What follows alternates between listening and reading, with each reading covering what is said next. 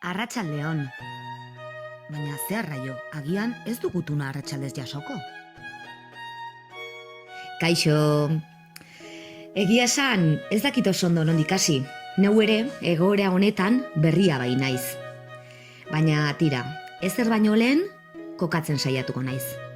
Orain laburte, 2017an hain zuzen ere, zenbait euskara irakaslek preso batzuen eskariz, pentsatu zuen presoei euskara ikasteko eskubidea bermatu behar zitzaizuela.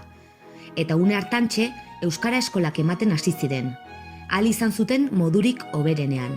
Zailtasunak, zailtasun.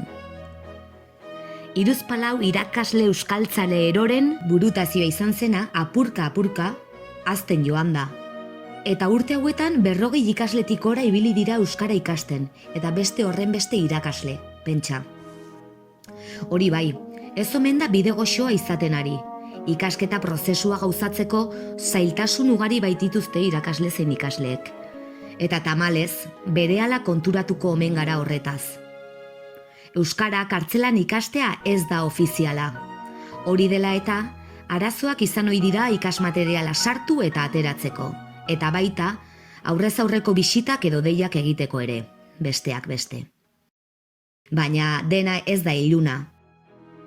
Ilustioz beterik sumatzen ditut lankideak, eta ez da gutxiagorako.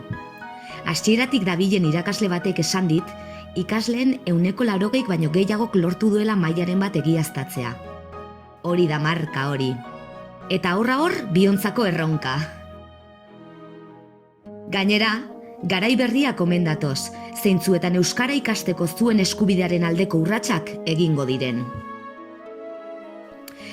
Tira, nire aldetik besterik ez, izango dut zure berri, eta saiatuko gara materiala ahalik eta lasterren sartzen. Laster arte.